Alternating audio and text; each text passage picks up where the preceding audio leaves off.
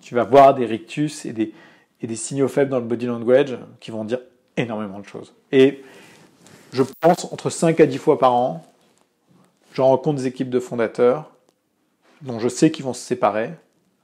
Sur la moitié d'entre eux, je vais leur dire, parce que c'est des gens que je connais ou à qui j'ai réussi à créer un lien de confiance qui me permet de leur dire honnêtement ça. Et j'ai raison 100% du temps.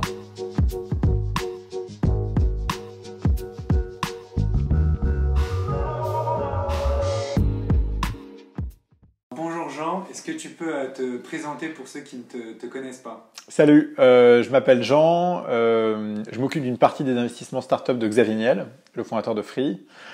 Et on fait ça notamment via Kima Ventures, avec lequel on investit dans 100 nouvelles startups par an. Aujourd'hui, c'est un portefeuille de 800 boîtes. Alors du coup, je pense que la vie d'un venture capitaliste, ça ne parle pas forcément à tout le monde. Est-ce que tu peux nous raconter un peu à quoi ça ressemble? Alors je ne sais pas si il faut regarder la journée, la semaine de Jean.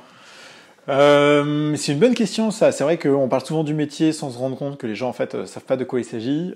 Moi, mon travail, c'est de rencontrer des entrepreneurs qui ont envie de construire de belles histoires et qui sont à un stade en fait tellement jeune de leur entreprise que sans mise de départ, sans fonds pour accélérer cette phase de démarrage, eh ben, ça leur mettrait des mois, des années pour arriver quelque part où ils pourraient arriver en peut-être 6 mois de temps avec un peu d'argent. Et donc nous, on cherche des entrepreneurs francophones de la tech qui cherchent à transformer leur industrie, qui on pense ont la vision, la connaissance et la capacité d'exécution, et à qui on va donner 150 000 euros, alors pas donner, hein, mais dans lesquels on va investir 150 000 euros, à l'occasion d'un tour de financement qui peut être entre 150 000 et 1 million d'euros ou plus, contre une partie du capital. Et la semaine, elle est découpée en 3. Il y a une partie productive pendant laquelle on traite tous les emails, les boîtes qu'on voit, tous les sujets de recherche de start-up. Il y a une deuxième partie qui est celle de rencontre des entrepreneurs, où on va évaluer les projets. Et puis il y a une troisième partie qui est importante, qui est celle du suivi des entrepreneurs, qui lorsqu'ils ont besoin d'un coup de main ou d'une connexion en particulier de quelque chose, ils nous contactent et on essaye de les accompagner sur ces sujets. Je crois que vous avez un volume de deal qui est très très supérieur à d'autres fonds. Comment on arrive à faire ça du coup? Alors, on voit passer à peu près 250 deals par semaine. Donc effectivement, c'est beaucoup. En fait, c'est assez facile parce que quand tu sais ce que tu cherches, il y a beaucoup de boîtes qui vont pas passer le premier filtre. Et sur les deuxièmes parties de boîtes, en fait, tu as tellement de masse que les boîtes qui ressortent, tu les vois assez facilement. Et donc, sur les 250 boîtes qu'on voit passer, on va en rencontrer entre 20 et 30 chaque semaine. Et puis, on va en financer 1 à 2 chaque semaine. Tout simplement. Et là, après, c'est comme tout métier qu'on essaie de bien faire. Plus tu as d'expérience, plus en fait, tu as entraîné ton cerveau à traiter les sujets assez rapidement. Et donc, ça va assez vite en réalité. Est-ce que cette expérience, elle est rationalisée? Est-ce qu'elle est documentée quelque part? Non, alors elle n'est pas documentée. Ou alors si elle est documentée, si tu lis entre les lignes de tous les blog posts qu'on publie sur Kima, en réalité, quand on regarde un deal, on regarde 2 triptyques. Un triptyque autour du projet dans sa globalité et un triptyque autour de l'entrepreneur. Le triptyque autour du projet, c'est on cherche des entrepreneurs qui font preuve de connaissance, d'exécution et de vision. Ce que ça veut dire, c'est que plus ils nous expliquent avec intelligibilité et perspective le monde dans lequel ils sont et la manière dont ils le perçoivent, et plus ça nous paraît à la fois brillant et évident, plus ça nous met en confiance d'écouter l'entrepreneur dans ce qu'il a à nous raconter. Après, sur l'exécution, c'est sa capacité à embaucher, à prendre du recul, à manager, à progresser, quoi. Et la progression, ça rend l'entrepreneur crédible à nos yeux. Et puis la dernière chose qui est hyper importante, c'est la vision. Et la vision, c'est où est-ce que cet entrepreneur se projette à 5, 10, 15 ans ou encore plus loin même. Et ça, ça crée du désir, parce que c'est pour ça qu'on back les entrepreneurs, c'est parce qu'ils ont envie d'écrire de grandes histoires sur le long terme. Donc ça, c'est le triptyque autour du projet, connaissance, exécution, vision, qui fait en fait confiance, crédibilité et désir. Et après, sur le persona du CEO en tant que tel, un bon entrepreneur, c'est quelqu'un dont l'équilibre des paradoxes est bien géré. Donc ce qu'on veut dire par là, c'est que on cherche des entrepreneurs typiquement qui sont clairvoyants et optimistes à la fois, clairvoyant, enfin optimiste, puisqu'en fait un entrepreneur passe sa vie à résoudre des problèmes, et donc pour résoudre des problèmes, il faut avoir un peu d'optimisme. Le problème de l'optimisme, c'est que en fait c'est comme des œillères, ça t'empêche de voir aussi la vérité de ce qu'il y a en face de toi, et donc il faut que les entrepreneurs fassent preuve de clairvoyance ou clarté de vision autant que d'optimisme. Donc on cherche cet équilibre des forces. Sur la partie apprentissage, on a besoin d'entrepreneurs qui savent s'entourer de gens et qui savent aller chercher dans les bouquins et dans le passé des apprentissages pour pouvoir exécuter. Mais la problématique, c'est que si tu fais tout en suivant exactement tout ce que tu as appris partout, bah, tu vas rien créer de vraiment unique ou original, quoi. Donc on cherche des entrepreneurs qui à la fois savent apprendre et en même temps font preuve de singularité, qui vont faire des choix qui sont issus de leur ignorance, mais parce que ils ignoraient quelque chose, ils vont faire un choix incroyable qui va devenir peut-être un standard demain, quoi. Donc ça, c'est le deuxième paradoxe, c'est le deuxième équilibre de paradoxe qu'on essaye de trouver chez un entrepreneur. Et le troisième, qui est très compliqué pour un entrepreneur, c'est le paradoxe entre excellence et vélocité. On a du mal, quand on est entrepreneur, à exécuter parfaitement et exécuter très vite. Et donc, on a toujours, en fait, on danse toujours en plus sur un pied, quoi. Et donc, des entrepreneurs qui vont être trop propres sur eux vont pas être assez rapides, et des entrepreneurs qui vont être trop rapides vont casser trop de choses sur le chemin. Et donc, il faut aussi trouver cet équilibre.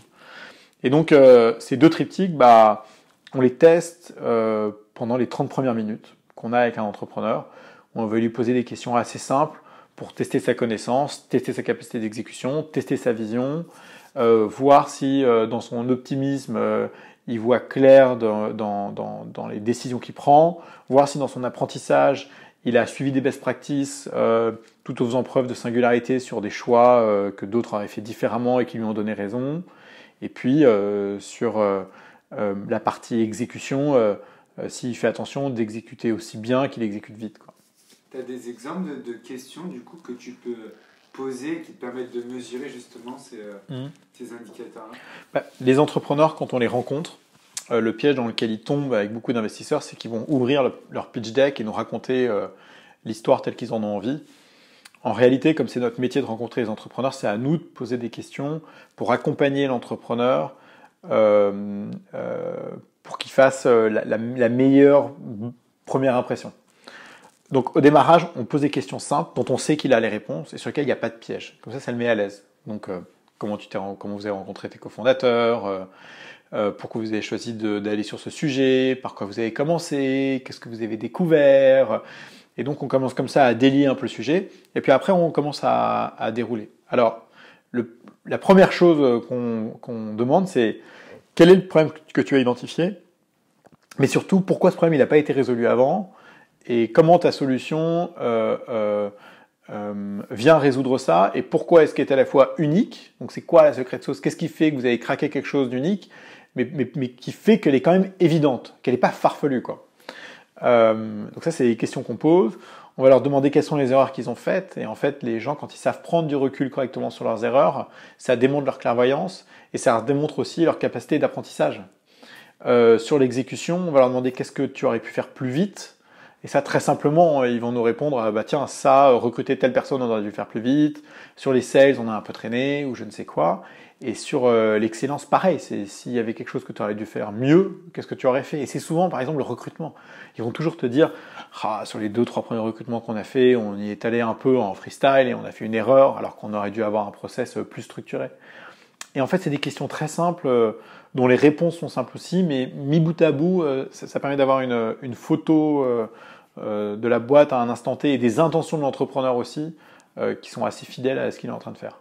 Tu parlais du coup tout à l'heure de l'optimisme, de la clairvoyance, de la capacité à apprendre rapidement, de la vélocité. Est-ce que tout ça, c'est des choses qui s'apprennent? Est-ce que, une fois que tu as identifié chez ces entrepreneurs-là qui avaient ces qualités-là, mais est-ce que vous travaillez à les renforcer avec eux? Je ne sais pas s'il y a un profil d'entrepreneur type de qualité. Nous, on a l'impression que quand on voit tous les entrepreneurs qu'on a, qu'ils ont toutes des qualités initiales différentes. En revanche, ce qui est sûr, c'est qu'ils travaillent beaucoup, ils sont efficaces, donc ça, c'est sur la partie exécution, et sur la partie vision, c'est des gens qui sont obsédés et ambitieux sur leur sujet. Donc ça, c'est, je pense, les traits de caractère principaux qu'on recherche. Et ensuite, moi, mon job, c'est de leur donner des frameworks, des méthodes, et notamment de communication, d'analyse, de prise de recul et d'engagement avec les gens qu'ils embauchent, avec lesquels ils bossent, qui leur permettent de maximiser leurs chances de réussir. Donc très très vite, on va leur dire, bon bah, pour recruter et manager, l'idée tes équipes, voilà quelques best practices. C'est sûr, ces best practices, elles marchent. Si tu les appliques, ça marche. Donc fais-le. Après, sur la partie communication, on leur dit, faites très attention parce que la manière dont vous transmettez l'information n'est pas forcément la manière dont vous pensez qu'elle va être reçue par la personne en face de vous. Il y a toujours une asymétrie entre l'émission et la réception, parce qu'on fonctionne tous différemment, notre cortex cérébral fonctionne différemment, et donc on ne reçoit pas l'information de la même manière que telle qu'elle a été envoyée. Et donc, privilégiez l'information écrite, documentez tout, faites une communication bottom-up qui permet aux équipes de vous reporter de manière qualitative et quantitative sur un format bien défini. Redescendez l'information après pour que tout le monde ait une information complète sur la boîte. Et assurez-vous que dans la construction de votre équipe, de votre boîte, à mesure que la complexité va grandir parce que votre équipe va grandir, il faut que l'information circule de manière hyper, comment dire, désolé, hein, j'utilise beaucoup de franglais, mais hyper streamliné, quoi. Il faut que ce soit, le plus droit possible. Et donc on les accompagne sur plein de best practices comme ça. Et en fait, mis bout à bout, ces best practices associées à leur capacité d'exécution, leur force de travail et ambition, obsession, ça fait pas des boîtes homogènes parce qu'elles sont toutes différentes dans la manière dont elles fonctionnent, mais ça maximise leurs chances de réussir. Alors, je voulais revenir du coup un peu à toi. Donc du coup, tu es très connu dans le milieu entrepreneurial pour être une machine d'organisation. Est-ce que tu peux nous parler du coup un peu plus de ça? C'est quoi tes habitudes, les outils que tu peux utiliser? Quand je suis arrivé chez Kima, moi je venais de chez The Family. Chez The Family, je pense qu'on était en maîtrise de notre temps. Et chez Kima, ce qui s'est passé, c'est que tout d'un coup, on a eu beaucoup de deal flow, beaucoup de boîtes du portefeuille qui venaient à nous, enfin à moi notamment. Et donc je me suis laissé dépasser. Alors j'ai de la chance parce que il y a 2 traits de caractère qui sont importants chez moi. Le premier, c'est ma défiance à l'autorité. Donc c'est un défaut, mais il est là. L'autorité me crispe et donc j'ai besoin de m'en détacher. Et le besoin de reconnaissance, et notamment auprès des gens qui sont autour de moi et que j'aime et tout. Et donc, quand j'ai eu le job chez Kima, j'ai eu le job de mes rêves, celui de bosser avec Xavier Niel, un entrepreneur respecté et qui tout d'un coup me donnait une responsabilité que personne d'autre m'aurait donnée et il fallait être à la hauteur de la tâche. Et dans le même temps, donc, j'avais ce besoin ou cette envie qu'il soit fier du choix qu'il avait fait. Et de l'autre côté, j'avais tout ce flot qui venait à moi et qui faisait que tout d'un coup, c'était mon agenda qui avait l'autorité sur moi. Et à l'époque, enfin toujours, hein, mais on avait déjà 3 enfants avec ma femme, et donc comment est-ce que tu arrives à allier une vie de famille avec une vie professionnelle, avec une vie sociale? Et je détestais me faire dépasser, et donc il a fallu que je m'organise. Et en fait, c'est comme ça que j'ai commencé à mettre en place des actions dans la manière dont je m'organise qui, en fait, mis bout à bout, ont eu des effets composés incroyables. Donc il y a plein de gens, par exemple, qui vont te dire « Oh là là, avoir des enfants, c'est une telle responsabilité ». En fait, avoir des enfants, c'est génial parce que c'est structurant, ça te force à ne pas travailler comme un débile de 8h à minuit le soir. C'est comment est-ce que tu fais pour bosser 10 à 12 heures par jour en étant extrêmement efficace. Et donc, ce que j'ai fait, c'est que j'ai commencé à enlever les rendez-vous du matin. Et donc, les rendez-vous du matin, je les ai enlevés, ce qui ont fait que j'ai pu traiter mes emails, le deal flow, commencer à bosser efficacement sur des sujets et de manière très concentrée parce que je ne faisais que ça. Ensuite, sur les rendez-vous, au début, c'était 1 heure, puis je me suis dit, 1 heure, ça sert à rien, on va mettre 45 minutes. Puis 45 minutes, je me suis rendu compte qu'en fait, c'était trop aussi, que 30 minutes, ça suffisait. Donc, mes rendez-vous font 30 minutes. Donc, par rapport à n'importe quel autre investisseur qui va passer 1 heure en rendez-vous, moi, en 1 heure de temps, je fais 2 fois plus de rendez-vous. Et en fait, c'est énorme d'être 2 fois plus efficace sur toutes tes périodes de rendez-vous, parce que ça prend une part finalement assez significative de la semaine. Et puis après, j'ai aussi mis des plages de réflexion ou des phases tampons pendant lesquelles je lis, je m'informe, je réfléchis au sujet que j'ai vu avant. Et donc, ça a créé 3 phases dans mes journées, qui sont une phase productive, une phase interactive, qui sont la phase des rendez-vous, et une phase inductive, qui est cette phase de réflexion, et pendant laquelle je ne produis rien et je ne rencontre personne. Et puis ça, en fait, comme je me suis rendu compte qu'il y avait plein d'urgences, j'ai commencé finalement à découper ma semaine en fixant ma semaine de travail, entre guillemets, à 80%, pour avoir toujours 20% de tampons. Et en fait, sur une semaine de 60 ou 70 heures, ça fait 12 à 15 heures, c'est énorme, pour gérer les urgences. J'ai mis ma vie familiale à 120%, parce que je savais que en fait, le travail allait un peu bouffer là-dessus. Et puis, entre ça, tu mets ta vie sociale, tes amis, les sorties. Et donc, en fait, mis bout à bout, j'en ai plein, hein, des types comme ça, mais mis bout à bout, bien géré, ça permet d'avoir un périmètre d'action sur son organisation, et c'est comme un cœur, quoi. Ça fait comme ça, et donc tu sais quand tu es dedans, quand tu es dehors, et donc ça permet de toujours garder la maîtrise et le contrôle du temps qui passe et de ce qu'on fait. Et donc moi je suis en inbox 0 au moins une fois par semaine, si ce n'est 2. Je gère ma to-do comme mon inbox 0, je gère mon diffo comme une inbox 0. J'aime beaucoup la notion de ne pas avoir trop d'éléments latents ou en attente à l'esprit, parce que même si on a l'impression quand on s'en occupe pas que c'est pas grave, en réalité c'est du bruit ambiant, quoi. Et donc il faut s'en détacher. Et puis après il y a la manière dont on s'organise, puis il y a la manière dont on fait les choses, quoi.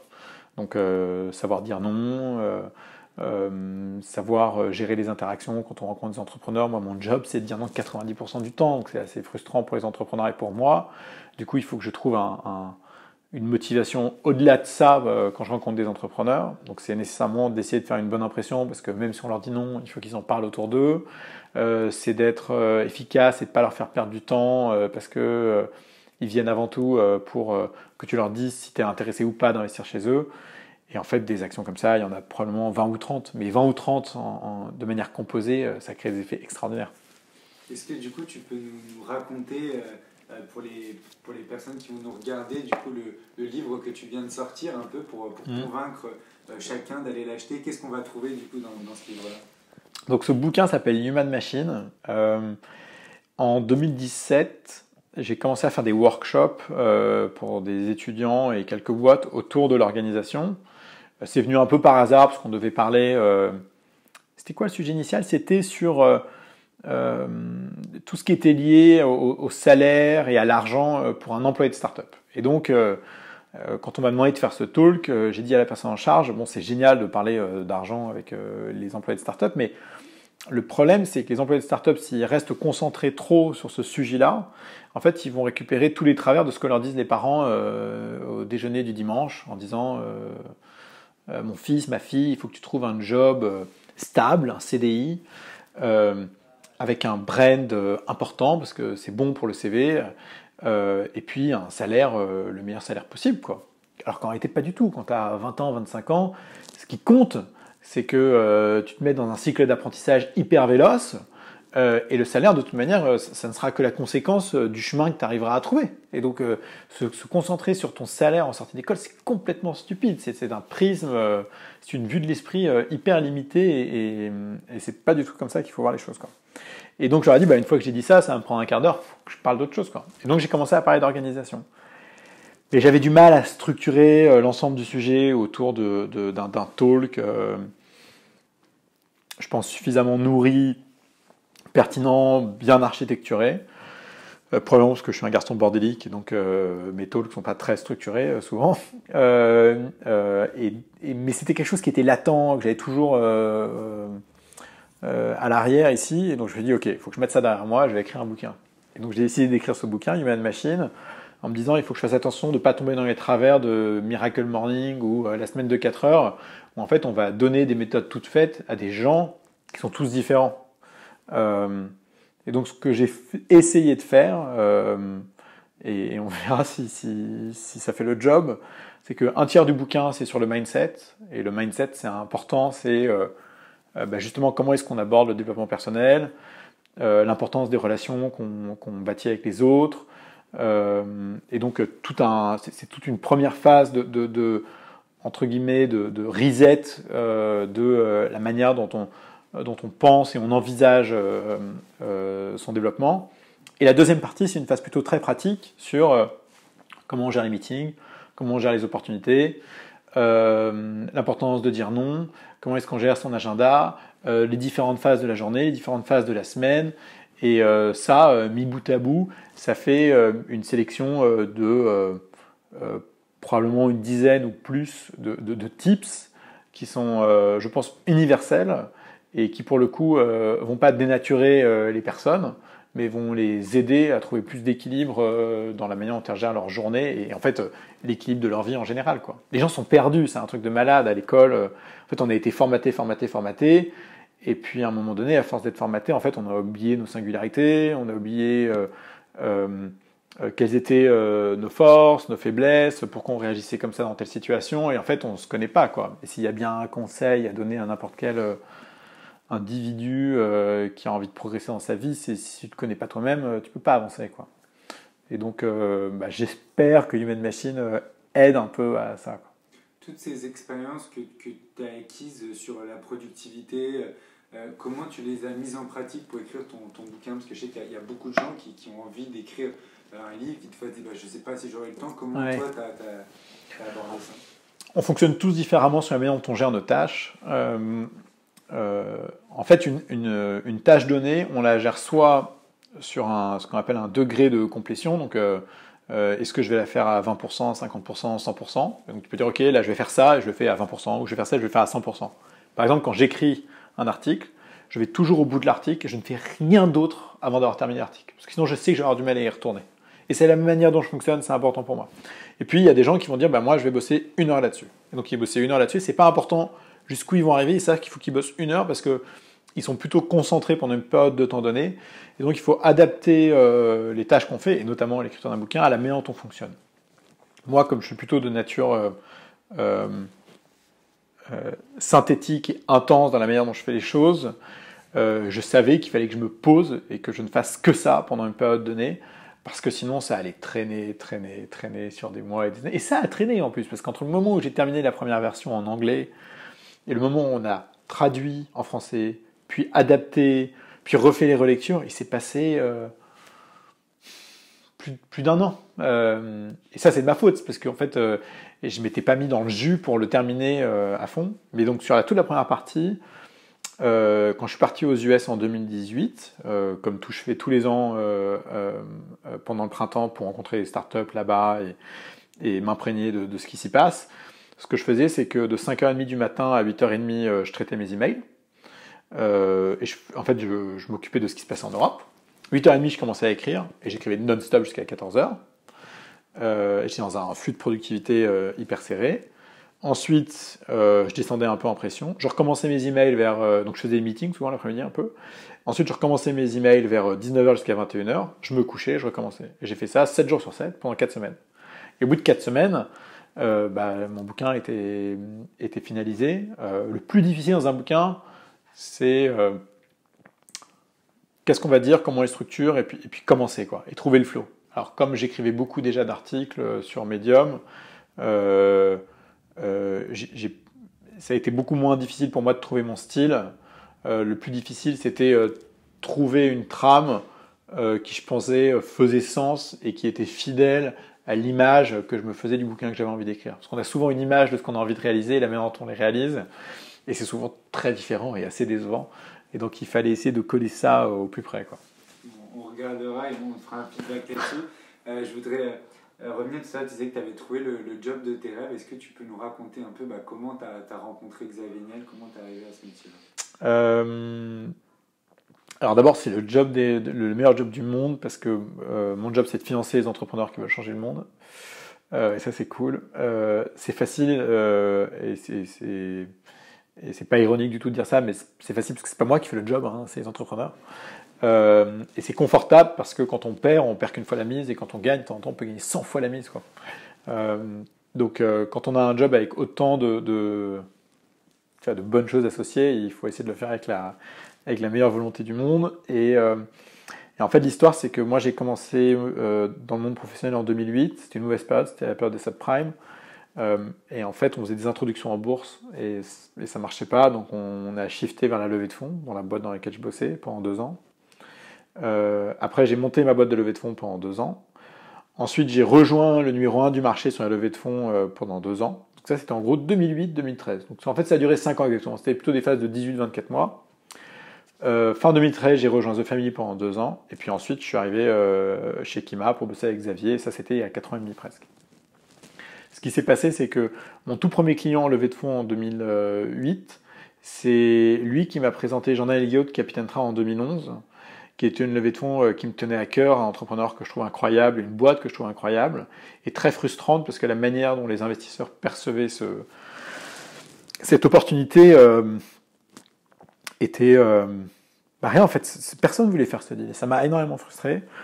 Et la manière dont les investisseurs se comportaient avec les entrepreneurs, après avoir fait 1000 meetings et calls avec différents investisseurs, des gens qui répondent pas aux emails, qui répondent tard, qui se comportent pas bien, qui arrivent en retard en rendez-vous, qui émettent des jugements un peu hâtifs sur les sujets, etc.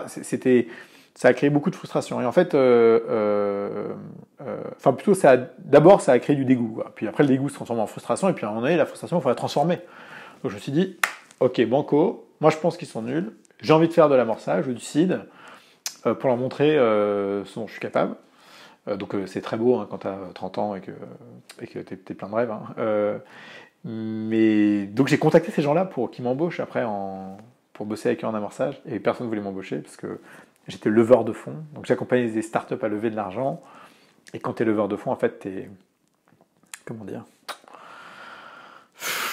rien pour eux, quoi. Mais Martin Mignot, qui bossait chez Index Venture et qui avait financé Capitaine Train en 2011, m'a dit, écoute, je connais des gens chez The Family, va les voir, je pense que vous allez bien vous entendre. Et The Family, c'était le tremplin pour moi. On s'est très bien entendu, ça venait de commencer, c'était très véloce, c'était très radical, ça donnait un nouveau rythme et un rythme qui me correspond plus, qui est très proche de celui de Kima dans l'intensité. Et donc j'ai fait ça pendant 2 ans, et en fait en 2014, Capitaine Train levait de l'argent, j'ai aidé Jean-Daniel, le CEO, à faire cette nouvelle levée de fonds, et à ce moment-là j'ai contacté Xavier Niel en direct avec un call d'email. Il m'a gentiment répondu, il a investi dans Capitaine Train, et puis j'ai continué à lui envoyer des deals en sachant que la personne qui était en charge de Kima était en train de partir, et en janvier il m'a dit rencontrons-nous. Donc on s'est rencontrés au moment des vacances de février, pendant 2 heures, on a parlé un peu de tout et de rien, et puis 2 semaines après, ils m'ont proposé de les rejoindre. Et je suis arrivé en septembre 2015. Comment ça se passe la relation avec Xavier? J'imagine qu'il a un emploi du temps qui est quand même monstrueux. Est-ce que tu peux me raconter D'abord, je pense que avec Xavier, on se comprend bien, on n'a pas besoin de se dire beaucoup de choses. Et d'ailleurs, je suis très embêté parce qu'à chaque fois que je le vois, je ne sais pas trop quoi lui dire. Hein. Tu vois, à chaque fois qu'un entrepreneur vient me voir et je lui dis un truc, et il n'est pas content, et qu'il va voir Xavier lui dit la même chose. Et l'inverse arrive aussi. Je me rends compte avec des entrepreneurs à qui je vais dire quelque chose, ils me disent ah mais j'en avais déjà parlé avec Xavier, il m'avait dit ça aussi. Je dis oui, on est très alignés sur la manière dont on fait le job. Donc cet alignement, je pense, de perception de la manière dont on fait le venture en France fait que ça crée des relations qui sont en fait très très simples, quoi, très souples. Et tant mieux parce que son job c'est de faire des telcos, hein, c'est pas de faire du venture. Donc si c'était compliqué de bosser ensemble, ça serait compliqué tout court, je pense. Mais par exemple, je sais plus, la dernière fois dans les Échos, il a fait un article et Xavier dit en France il faut qu'on arrive à créer des boîtes à 10 milliards. Et en fait c'est exactement le prisme avec lequel on communique sur les gros deals qu'on finance, quoi. Et donc cet alignement de point de vue il est hyper important. Et il nous permet de rapidement arriver à des conclusions sur des sujets stratégiques clés. Avec Xavier, c'est facile. Moi, je lui envoie un report tous les quarters. Je bosse avec Alexis et Jeanne dans l'équipe, avec qui les jobs sont assez horizontaux, en fait. On fait un peu tous la même chose, et on se fait confiance. À chaque fois qu'on fait un deal, on lui envoie un email. Il nous répond OK. S'il a des réserves, il nous pose une question. Et puis après, on enchaîne le deal flow. Et en fait, tant que ça marche... Xavier nous fera confiance, et tant qu'il nous fera confiance, moi j'essaierai de m'assurer que ça marche. Et donc c'est une boucle virtueuse dans laquelle il faut s'inscrire. Et puis c'est marrant parce que, Xavier et moi, on est nés le même jour. En fait, il y a des similarités de traitement de l'information, la manière dont on réagit aux choses, qui fait qu'on est aligné par principe, assez naturellement. Est-ce qu'il y a quelque chose, un bon conseil ou quelque chose que tu as retiré de ces expériences qui t'a partagé? Alors, je ne sais pas si je devrais dire ça, mais un jour, ma mère m'avait dit, je me rongeais les ongles, et ma mère m'avait dit, tu vas regarder les ongles de ton père, tu vois. Et donc, j'ai regardé les ongles de mon père, en fait, effectivement, il les rongeait, c'était pas joli. Je me suis dit, c'est vrai que c'est pas joli. Donc, je me suis arrêté de me ronger les ongles direct, tout de suite, là, genre le lendemain. Et ce jour-là, je me suis rendu compte qu'en fait, à chaque fois qu'on bossait avec quelqu'un, il fallait absolument en tirer toutes les qualités et aussi tous les défauts pour pouvoir apprendre des deux. Et ce qui est hyper surprenant avec Xavier, et je pense avec beaucoup de leaders, c'est leurs tensions paradoxales sont énormes. Énormes. Donc, ils vont faire les deux avec des opposés assez incroyables. Alors, j'essaie de trouver des exemples, mais c'est par exemple le jour où on a vendu Zenly à Snap, Xavier ne voulait pas vendre, quoi. Et en fait, il était là, mais merde, on est encore en train de se séparer d'une pépite, alors que on pourrait l'accompagner pour aller beaucoup plus loin. Et dans le même temps, il était hyper content de cette réalisation, parce que c'est génial, c'est un marqueur dans la vie du venture français, ça veut dire qu'on a réalisé quelque chose. Et en fait, ces oppositions fait que dans les discussions avec Xavier, c'est hyper intéressant parce que t'es jamais sur un point de vue déterminé, t'es toujours en tension entre deux opposés et l'objectif, c'est de trouver le point de convergence, quoi. Et j'aime beaucoup ça. Alors après, à gérer au quotidien, c'est quelque chose de terriblement complexe parce que ça veut dire qu'il ne faut pas se laisser emporter dans les deux et donc se faire écarteler par ces paradoxes et par ces tensions paradoxales. Et il faut essayer justement de trouver le point de convergence. Mais Xavier, c'est un mec complexe et c'est parce qu'il est complexe et en même temps très simple à la fois. Et donc tu es encore sur un paradoxe énorme. C'est-à-dire que quelqu'un hyper abordable, qui fait confiance, qui dit oui rapidement, etc. Et en même temps, il va récupérer plein d'informations partout, ça va le nourrir sur ses réflexions, et donc les gens ne savent pas toujours sur quel pied danser. Et en fait, ces deux extrêmes sont hyper intéressants à avoir au quotidien. Et moi, j'adore. Et donc, je ne sais pas ce que j'apprends de Xavier surtout, c'est comment bosser avec Xavier, quoi. Et moi, c'est ça que je trouve passionnant avec lui. Si je reviens à toi, c'est un métier quand même où il y a très peu d'élus. Tu dirais, c'est quoi le hack qui t'a permis d'avoir ce poste-là? Est-ce qu'il y a quelque chose qui a accéléré ça, ou tu te dis, bah tiens... La réponse facile, c'est la chance, évidemment. La réponse plus élaborée, c'est que dans la vie, il faut...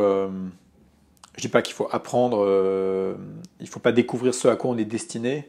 Mais moi, et ça pour le coup, j'ai eu la chance d'avoir des expériences professionnelles et d'avoir, j'espère, une ouverture d'esprit et une conscience de soi qui m'a permis de, en fait, voir ce dans quoi j'étais bon, donc ce que j'aimais, et donc d'évoluer comme ça, et de prendre des risques à des moments où c'était pas évident. Moi, quand j'ai quitté la levée de fonds, c'était un moment où je commençais à gagner bien ma vie, alors que je la gagnais pas bien avant. Et moi, j'étais à découvert jusqu'à passer l'âge du Christ, hein, donc genre, c'était toujours un peu compliqué, mais c'est ma responsabilité. Hein.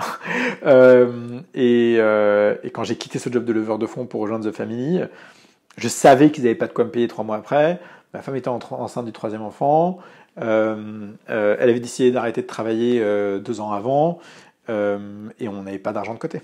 Et donc, ce qui est important, si tu veux provoquer la chance et le destin, c'est à un moment donné de faire des choix contre-intuitifs ou risqués que probablement la majorité des gens ne feraient pas et sur lesquels, à la fin, tu auras raison. Et je pense que j'ai fait quelques-uns de ces choix, notamment quand j'ai décidé de monter ma boîte de levée de fonds, quand j'ai décidé de quitter la levée de fonds pour bosser chez The Family. J'ai pris quelques risques qui probablement étaient inconsidérés par rapport à ce que les gens pensent en général, et en réalité sur lesquels j'aurais pu rebondir. Ce que je dis souvent, c'est que la pire chose qui peut t'arriver quand tu prends un risque, c'est d'échouer. La pire chose qui peut arriver quand tu échoues, c'est de ne pas rebondir. Et la pire chose qui peut t'arriver si tu rebondis pas, c'est de tomber en dépression, tu vois. Quand tu es en phase 1, t'as de la marge. Du coup, on sent que tu as un rapport au risque qui est assez serein et du coup, c'est pas étonnant vu le métier. Est-ce qu'il y a quand même des choses qui te font stresser et quand tu stresses, comment tu gères ces choses-là? Moi, tout me fait stresser. Je stresse sur tout le temps.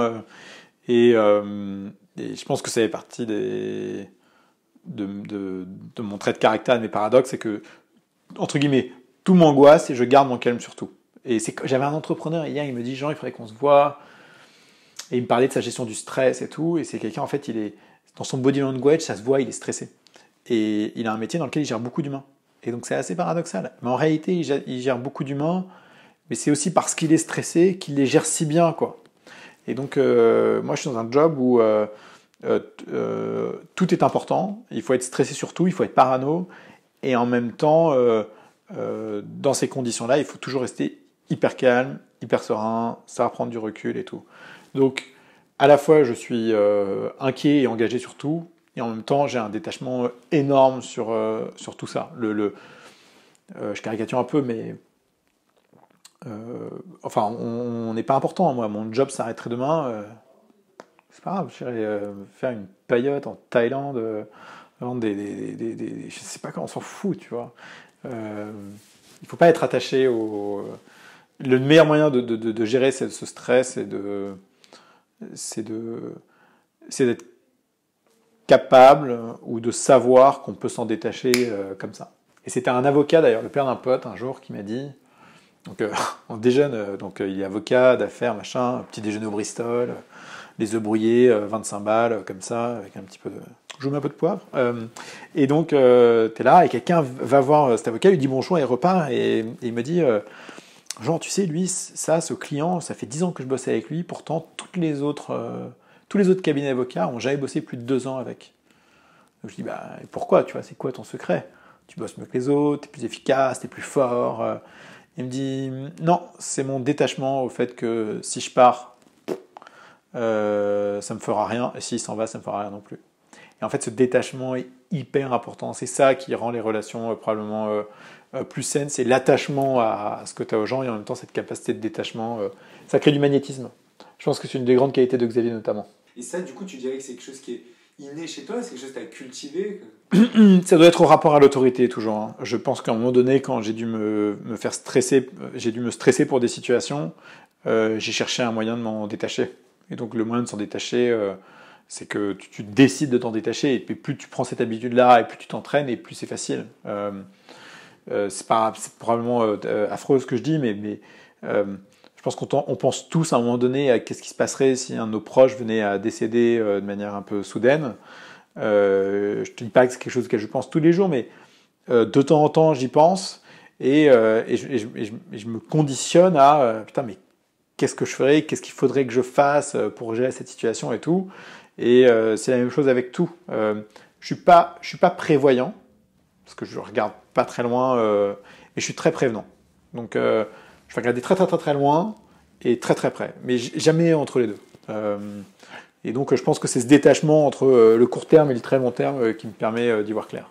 Il y a une question que j'aime bien poser, c'est quand la dernière fois que tu as fait quelque chose de nouveau et c'était quoi? C'est quand la dernière fois que j'ai fait quelque chose de nouveau, c'était quoi? Écoute, instinctivement, j'y pense, c'était grimper, faire de l'escalade. J'en ai jamais fait, j'ai commencé il y a 1 an et tout, c'était marrant. L'autre truc que j'aurais bien voulu faire cet été, mais je me suis cassé le bras droit, no comment, je m'étais cassé le pied aussi, pardon, mais bon. J'aurais bien voulu faire du surf, apprendre à surfer l'été dernier. Et voilà, et qu'est-ce que j'ai fait d'autre récemment que j'avais pas fait avant? Je sais pas, m'occuper des poissons que j'ai offert à mes enfants il y a 1 mois et qui me prend un temps fou toutes les semaines, parce que c'est dégueulasse l'aquarium, il faut nettoyer et tout, c'est l'enfer. Non mais plus sérieusement, moi j'ai un métier avec la feedback loop est très longue, ça prend 10 ans, et donc c'est hyper important de se remettre en question et de prendre du recul de manière très régulière, toutes les semaines, tous les 15 jours, tous les mois. Et j'étais au téléphone avec un investisseur pas plus tard qu'il y a 1 heure, et ce qui m'a marqué dans ce qu'il me disait, c'était je vais t'envoyer de l'information sur ce qu'on est en train de faire. Bon, ils sont en train de lever un nouveau fonds. Surtout, donne-moi du feedback, donne-moi de l'information. On a parlé avec tel et tel et tel investisseur aussi. Et donc, en fait, cette personne-là est dans une démarche d'apprentissage permanente. Et la démarche d'apprentissage permanente, elle est essentielle si on veut progresser dans la vie, quoi. Le succès, c'est le progrès, hein, pas l'inverse. Tu as un métier où tu rencontres énormément de gens. Est-ce que tu peux nous partager une personnalité qui t'inspire et qu'est-ce qui t'inspire chez cette personne? Bah, je vais te donner mon rendez-vous de ce matin de 9h, Alexandre Lebrun chez Nabla.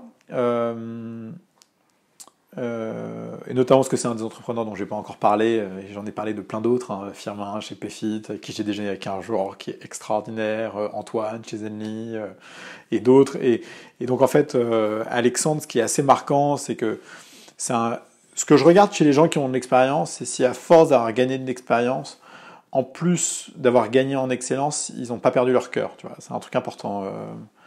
Leur bonne grosse dose d'humanité, quoi. Et en fait, Alexandre, je sais pas quel âge il a, mais c'est sa 3e expérience. Il avait fait Virtuose, qu'ils avaient vendu à Nuance. Il avait fait 8.ai, qu'ils avaient vendu à Facebook. Il a une expérience passée assez importante. Et c'est quelqu'un qui est brillant, qui est hyper attachant, qui à la fois est très exigeant et en même temps fait très attention aux gens. Et donc des entrepreneurs de cette trempe, mais en fait, tu as envie de les accompagner genre, le plus longtemps possible, quoi. C'est extraordinaire de voir des gens avec autant d'esprit et de cœur à la fois. Et moi, c'est ce que je cherche, tu vois. Je cherche à financer des entrepreneurs avec qui je sais qu'on pourra parler dans les moments les plus difficiles et qui en même temps, dans leur quotidien, sont exigeants sur la manière dont ils font les choses, quoi. Est-ce que tu peux nous partager si tu as des rituels ou c'est quelque chose qui nous intéresse beaucoup? On en a un peu parlé avec ce qui est lié à la productivité, donc ça peut se rejoindre, mais est-ce qu'il y a des rituels, voilà, des habitudes que tu as? Ben, le premier rituel que j'ai, et notamment autour de la productivité, c'est le rituel de l'inbox zéro du dimanche soir. Tous les dimanches soirs, ma femme et mes enfants le savent, vers 17-18 heures, je m'installe devant mon ordinateur et je clean tout ce que j'ai. Mes emails, ma to-do, tout. Et ça me permet d'arriver le lundi matin avec l'esprit frais, libre, et pouvoir commencer ma semaine sans être surchargé par tout ce qui est arrivé entre le vendredi et le dimanche, quoi. Donc ça, c'est un rituel hyper important. Après, j'ai des rituels de vie assez simples. Le matin, je me lève, c'est moi qui fais le petit déjeuner des enfants, c'est moi qui fais le café. Et tu vois, même tout à l'heure, en partant à mon rendez-vous de 9h, ma femme partait un peu en même temps. Et elle me dit, tiens, est-ce que tu peux me remplir mon mug de café, tu vois? Et en fait, c'est parce que le café, c'est moi qui le fais, tu vois? Il y a des petits rituels comme ça. T'as des choses. Maintenant, j'ai le rituel des poissons toutes les semaines, tu vois. Et donc, il y a des... Ouais, ça, c'est les quelques rituels. Les 2 rituels les plus importants, c'est celui du dimanche soir et celui de tous les matins, quoi. Il y avait un podcast, je crois, où tu racontais que du coup, tu disais, tu as 3 enfants, ta femme, et qu'ils partaient en vacances, quoi, une semaine, et que du coup, ça t'avait foutu en l'air toute ton organisation. Parce que ouais, c'est un bordel, ça. En fait, la famille, c'est structurant, parce que c'est une... On revient encore sur les paradoxes, hein, tu vois. Tu as ton boulot qui te tire d'un côté, tu as la famille qui te tire de l'autre. Et en fait, c'est génial quand tu arrives à trouver l'équilibre entre les deux. Et quand ils sont pas là, bah, vraiment, l'exemple typique, c'est les vacances de la Toussaint. Il y avait 2 semaines. La première semaine, moi, je suis parti bosser à Londres et je les ai emmenés avec moi. Et donc, on se retrouvait le soir, ils faisaient des activités et tout. Mais la deuxième semaine, j'étais tout seul à Paris et j'ai bossé comme un con tous les jours de 8h à 23h non-stop. Et je pense pas que j'étais plus efficace, quoi. Juste à la fin de la semaine, j'étais plus fatigué. Et c'était pas très malin. Et j'ai profité du fait qu'ils soient pas là pour en fait enchaîner. Et je me dis, si j'enchaînais comme ça toutes les semaines, non-stop en 52 semaines, je m'en sortirais pas. Donc ouais, quand ils sont pas là, je perds un peu quelques repères qui me permettent d'être parfaitement efficace. Qu'est-ce que c'est ton super pouvoir et ta limite? Waouh. Mon super pouvoir, c'est esprit de synthèse et clairvoyance. Je vois les choses clairement et mon job avec les entrepreneurs, c'est de les aider à y voir clair. Je pense que c'est ma qualité première. Et ma plus grosse limite, elle est liée à... En fait, c'est une espèce de tout dans lequel je suis assez impatient, je suis assez intolérant, je suis pas très rigoureux. Et en fait, c'est un bloqueur, tu vois, dans plein de choses. tu vas prendre des jugements hâtifs sur des sujets parfois, tu vas perdre de l'attention sur quelque chose sur lequel il faudrait que tu te concentres un peu plus. Et ça demande pour moi des efforts de concentration. Enfin, il faut que je fasse ça de manière hyper consciente. Sinon, très rapidement, je vais switcher d'un sujet à un autre. C'est pour ça que mes rendez-vous qui durent 30 minutes, c'est parfait, parce que 30 minutes de concentration, je sais faire. 1 heure, je sais pas. Tu as un job où on pose beaucoup de questions. C'est quoi la meilleure question qu'on puisse poser à quelqu'un? Quand on discute avec quelqu'un, ce qu'il faut être capable de déterminer, c'est ce qu'on appelle la self-awareness, hein, la conscience de soi. Donc il faut arriver à tester si les gens ont conscience de leurs forces, de leurs limitations, de ce qu'ils sont capables d'accomplir ou pas. Et donc, et je ne sais pas en fait s'il y a une question en particulier qui permet de déterminer ça, mais moi c'est la première chose que je cherche à regarder chez un entrepreneur. Et en fait, tu le vois dans les interactions, ceux qui vont bien répondre à la question, ceux qui vont se voiler la face, ceux qui vont essayer de te convaincre de quelque chose. Et puis il y a des trucs bêtes, par exemple, chez Station F, moi j'adore cet exercice. Tu passes de l'espace share à l'espace create, qui sont 2 espaces, avec quelqu'un, et donc il y a des portes qui s'ouvrent. Il y a toujours du passage chez Station F, c'est immense, tu vois. Moi, systématiquement, je vais ouvrir la porte et je vais laisser passer la personne qui va arriver. Et généralement, je suis avec quelqu'un. Et il y a une différence entre celle qui a compris que j'étais en train d'ouvrir pour laisser passer quelqu'un et celle en fait qui va s'engouffrer dans la porte. Et qui n'a pas vu quelqu'un aller passer et qu'en fait j'ouvrais pour laisser... Et donc, j'ai 2-3 tests comme ça dans mes questions et dans le body language qui me permettent de déterminer si les gens, dans une situation donnée, gardent de la clairvoyance. Et donc la clairvoyance notamment vis-à-vis des autres, mais vis-à-vis d'eux-mêmes, quoi. Et par exemple, il y a un mec qui s'appelle Bertrand Dillard, qui est un entrepreneur qui avait monté Talend. Un jour, il était à une conférence et il y avait une interview avec 4 personnes. Pendant qu'il interviewait les gens, il regardait le body language de chacun et il savait exactement qu'il fallait laisser parler telle personne après, qu'il fallait couper celle-là, etc. Et en fait, il gérait l'interview de manière assez incroyable. Et lui sait faire preuve de self-awareness et c'était totalement sa capacité à sentir les gens, tu vois. Cette dose d'empathie qui permet de se mettre à leur place et donc de voir les signaux faibles. Et moi, je suis dans un job de signaux faibles. Je dois me bâtir de la conviction sur une base d'incertitude extrêmement forte. Et mon job, c'est de détecter des signaux faibles que tu vas extrapoler et qui vont te permettre de voir si c'est des signaux faibles qui sont des vecteurs de succès ou d'échec. Et donc, je ne sais pas quelle est la bonne question pour ça, mais vraiment la chose la plus importante, c'est de détecter chez les gens, c'est s'ils ont conscience de qui ils sont et s'ils font preuve d'empathie. Et cette conscience de soi, quoi, elle est essentielle. Ça, c'est assez passionnant. Du coup, est-ce que tu as d'autres exemples de tests ou de signaux faibles que tu analyses pour juger les personnes? Les rictus entre fondateurs. Tu prends 2 fondateurs sur un canapé, tu les fais discuter. Plutôt, tu leur poses des questions et tu en as un qui répond. Il ne faut pas regarder celui qui répond. Il faut regarder celui qui regarde celui qui répond. Et en fait, tu vois celui qui est content d'écouter ce cofondateur donner son explication, celui qui est gêné, celui qui est impatient. Tu vas voir des rictus et des signaux faibles dans le body language qui vont dire énormément de choses. Et je pense entre 5 à 10 fois par an, je rencontre des équipes de fondateurs dont je sais qu'ils vont se séparer. Sur la moitié d'entre eux, je vais leur dire, parce que c'est des gens que je connais ou à qui j'ai réussi à créer un lien de confiance qui me permet de leur dire honnêtement ça. Et j'ai raison 100% du temps. Systématiquement. Et ça peut se faire au bout de 6 mois, 12 mois, 18 mois, mais je le vois tout de suite. C'est une incompatibilité physique et globale immédiate. Tu vas y voir, par exemple, la dernière fois, j'ai une entrepreneur et son associé qui débarque. Elle débarque, s'assoit, elle est hyper droite, les cheveux tirés en arrière, hyper carré, et tu sens dans son pitch que ça dépasse pas, quoi. C'est hyper clair. Et de l'autre côté, son associé, il arrive, il s'installe et il se met directement dans une position hyper confortable. Incompatibilité immédiate. Je sais qu'ils vont se mettre sur la gueule parce qu'elle est carrée, elle veut dérouler, il faut pas que ça dépasse, et elle va être exigeante vis-à-vis de lui, et lui va systématiquement être nonchalant. Celui qui gagne, c'est elle, c'est sûr, et elle va péter une durite. 1 an après, elle me fait un message, me dit Jean, t'avais raison, c'est séparé avec mon cofondateur. Je savais. Je l'ai vu là, dans les 10 secondes Dans les 10 premières secondes, je le savais, c'était évident.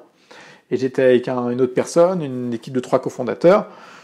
Je vois le CEO, il a les crazy eyes, et quand il parle, en fait, il a une démarche qui est agressive, dominante. Je sais que c'est quelqu'un qui terrorise ses équipes, je sais que c'est quelqu'un qui va se mettre sur la gueule avec son CEO parce qu'il va vouloir garder la main à tout prix et il va le faire de manière un peu dominatrice. Et je vois très bien que le CTO est le toutou du CEO. Et je l'ai vu, ça a duré genre 3 minutes. J'appelle le CEO que je connais bien après, je lui dis écoute, quitte la boîte, ça va mal se passer. Il m'appelle 18 mois après, il me dit Jean, t'avais raison, ça se passe mal, je pars. Je savais, je l'avais vu. C'était genre évident. Avant d'en arriver là, du coup, quand tu as des divergences entre deux cofondateurs et de par l'expérience que toi tu as avec justement tous ces entrepreneurs, qu'est-ce que vous pouvez faire avec eux? Est-ce qu'il y a quelque chose que vous avez ritualisé pour les aider aussi à trouver un point d'entente sur Soit ils font preuve de self-awareness, de conscience de soi, chacun de leur côté, et ils ont des traits de caractère qui ne sont pas des traits de caractère, moi ce que j'appelle destructeurs. Donc tu prends tous les pervers narcissiques, tous les mecs dont l'ego est mal placé, et qui ont des problèmes à régler avec leurs parents ou je sais pas quoi, tous ces gens-là qui ont des traits de caractère extrêmement forts, qui sont vecteurs de destruction, ces gens-là tu cherches pas, quoi. Faut s'en séparer. C'est inchangeable. Et après, si on a des équipes sur lesquelles ils n'ont pas réussi à trouver la bonne manière de communiquer, et c'est juste un problème de méthodologie, de tolérance, de création d'un socle commun de confiance un peu plus fort, dans ces cas-là, ils peuvent y bosser. Mais la première chose, c'est est-ce qu'on a des entrepreneurs qui ont une bonne conscience de soi, d'eux-mêmes, et qui n'ont pas d'éléments qui sont des vecteurs destructeurs. Quand on t'écoute, on ressent beaucoup de sérénité. Est-ce qu'il y a est-ce que tu acceptes de nous partager la plus grande difficulté que toi tu as pu rencontrer et comment du coup tu l'as surmontée? C'est une bonne question ça. Moi, ma plus grande peur, c'est de perdre quelqu'un de proche. Tout le reste n'a pas aucune importance, mais est entre guillemets secondaire, parce que même si certaines choses sont réversibles, tu peux les dépasser. Perdre un proche, un truc irréversible et tu vois qui te marquera jamais, je trouve ça assez. C'est un truc moi qui me stresse, tu vois, genre assez fortement. Et la chose la plus difficile, honnêtement, je ne sais pas. Ce qui est sûr, c'est que quand mes parents ont divorcé quand j'avais 8 ans, c'était ma plus grande conviction du moment, c'était qu'ils s'aimaient tellement qu'ils divorceraient jamais. Et en fait, 15 jours après avoir dit ça à toute ma classe, en CE2, parce qu'un de mes potes, ses parents divorcés, moi j'ai dit, moi mes parents, impossible, ils s'aiment trop. C'est marrant, tu vois, des trucs qui te marquent quand t'as 8 ans, et c'est la seule chose qui m'a marqué à cette époque-là. Et 15 jours plus tard, ta mère t'annonce, en fait, on divorce, quoi. Et donc tout d'un coup, ta conviction la plus profonde s'écroule, quoi. Et ce jour-là, je suis devenu très introverti. Enfin, très introverti. Assez introverti. Ce qui m'a permis de développer plein d'autres capacités, hein, donc c'est assez génial. Mais je pense que c'était le moment le plus, entre guillemets, le plus marquant de l'enfance. Après, à l'adolescence, je pense que toute l'adolescence a été hyper difficile, parce que moi je détestais l'école et j'y étais mal et ça a été compliqué. Et le deuxième mot le plus incroyable, c'est quand tu as ton premier enfant, quoi, tu vois. Mais j'ai pas de gros stress dans la vie. Moi, mon gros stress, il est lié à la peur de perdre de manière irréversible quelqu'un qui me serait très proche, quoi. Et c'est quoi le dernier truc là, que tu as vu, tu t'es dit, et qui t'a profondément marqué? Un truc, tu t'es dit, ça c'est génial. Un truc où je me dis, ça c'est génial. Wow. Ça peut être un article, ça peut être un film, ça peut être un livre, ça peut être une boîte, ça peut être un marché. Je sais pas, le bouquin que je suis en train de lire actuellement et que je trouve génial sur le fond, c'est un livre qui s'appelle Play Bigger, qui est surtout ce qu'on appelle les créateurs de leur catégorie. Donc ils vont définir une catégorie, ils vont s'imposer comme leader dessus, ça va être Netflix, Facebook, Google. Et Google c'est très intéressant parce qu'à l'époque Google il y avait AltaVista, on pensait que c'était le search par excellence, quoi. Tout d'un coup Google arrive et te change le game. Genre non mais le search AltaVista c'est de la merde, on va vous montrer ce que c'est que le vrai search, quoi. Et donc ce bouquin est hyper intéressant et je l'ai partagé avec quelques boîtes qui je pense en fait sont très concentrées sur l'exécution et ont raté la prise de hauteur nécessaire pour avoir une vision super forte. Et Play Bigger est un playbook hyper intéressant pour faire ça. Ça, c'est le premier truc qui m'a marqué. Ce qui m'a marqué il y a 15 jours, c'était pas mon premier rendez-vous, mais mon rendez-vous avec Alexandre Lebrun chez Nabla et son équipe pour me présenter ce qu'il était en train de faire sur le monde de la santé. Et c'était hyper intéressant parce que le monde de la santé est un monde compliqué, sur lequel, quand tu as peu de connaissances sur le secteur en soi, tu as du mal en fait à l'attraper et à te forger une conviction. Et en fait, mes discussions avec lui et avec son équipe m'ont permis d'avoir une vision à la fois très très très très haute, très simple, enfin je trouve, hein, autour de ce qu'il y a à créer dans le futur de la santé, et qui est lié au fait que la santé, en fait, c'est un univers immense avec énormément d'étoiles qui sont tout simplement ton dentiste, ton médecin généraliste, ta cardio, ton cœur, ton sang, plein de trucs, plein de maladies, comment est-ce qu'on dit, chronic disease, plein de maladies chroniques. Et en fait, tout d'un coup, tu te rends compte que si tu voulais créer un acteur majeur dans la santé, en fait, tu t'écartellerais pour aller choper des trucs à droite à gauche, ou alors il faut te concentrer sur un point en particulier. Moi, j'ai toujours dit, mais putain, pourquoi est-ce qu'on peut pas créer l'expérience consommateur ultime à laquelle tu fais confiance, tu vois, ton premier réflexe, c'est quoi? Aujourd'hui, ton premier réflexe, c'est d'attendre d'être malade pour aller voir un médecin, pour aller te faire rembourser. C'est stupide. Ton premier réflexe, ça devrait être quotidiennement avoir un accompagnateur qui t'aide sur ton parcours de santé de manière beaucoup plus préventive. Et en fait, Nabla est en train de créer cet aimant sur ce marché-là. Et c'était génial, tu vois, cette discussion avec lui. C'est un sujet sur lequel j'ai pas encore tout défriché. Et ça bouillonne dans mon esprit depuis 15 jours là-dessus, tout le temps. Mais je sais que l'histoire va être incroyable. Alors, j'ai 2 dernières questions avant de te libérer. La première, c'est, j'imagine que plus on voit de boîtes, plus on investit, plus on est lucide sur la difficulté à réussir. Ouais. Comment on arrive à garder l'optimisme? Il faut faire des choix radicaux sur ce que tu cherches.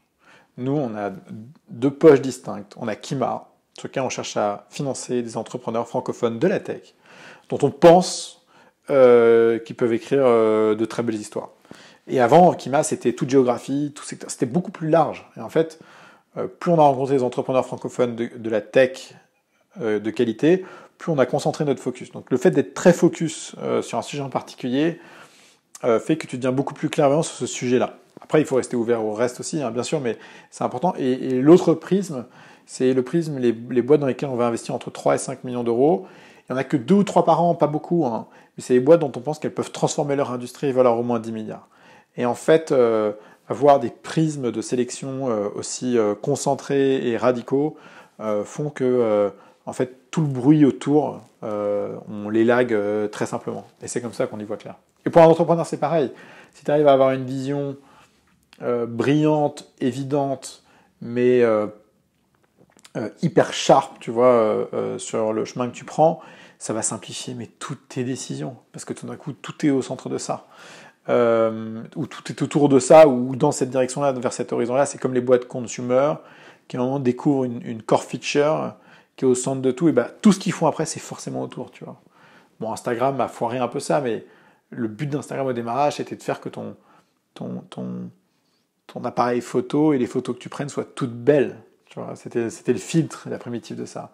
Chez Snap, ça a été le respect de la vie privée avec des communications éphémères qui sont comme dans la vraie vie, en fait, où on n'enregistre rien, mais où surtout, si quelqu'un prend un screenshot ou sauvegarde la conversation, t'es notifié. Tu vois, la primitive de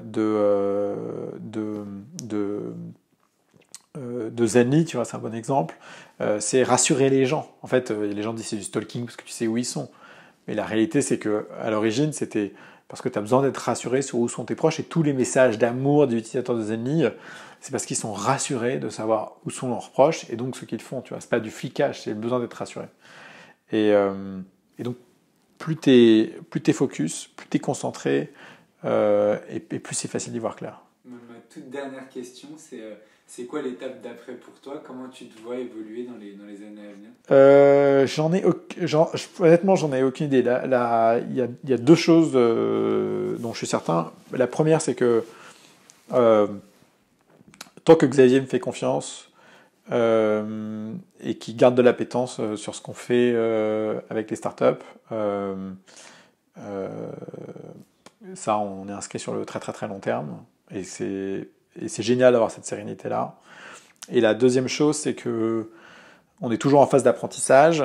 Mais apprendre, c'est bien, mais il faut aussi savoir être un bon vecteur de communication et d'accompagnement des entrepreneurs avec lesquels tu bosses. Donc, par exemple, l'année prochaine, je fais un certificat de coaching à l'INSEAD. Ce certificat, son objectif pour moi en tout cas, c'est de m'aider à mieux structurer la manière dont j'interagis avec les entrepreneurs pour que nos interactions soient plus intelligibles, plus actionnables et en fait devenir enfin, maximiser en fait l'impact de nos interactions avec les entrepreneurs avec lesquels on bosse, quoi. Et moi j'ai une ambition très simple, hein, et là pour le coup c'est vraiment très présomptueux, mais je veux devenir le meilleur investisseur en capital risque d'Europe en aidant des champions francophones et quelques-uns ailleurs à émerger et à faire des choses extraordinaires. Et, et voilà, et on en a pour 10, 15, 20 ans, quoi. On t'a parlé beaucoup de décacorn. C'est quoi la prochaine licorne au moins française à ton avis? PFIT, ça c'est, je pense qu'il est là pour très très très très longtemps. Et puis, tu vois, le deal le plus récent qu'on est en train de faire, Nabla.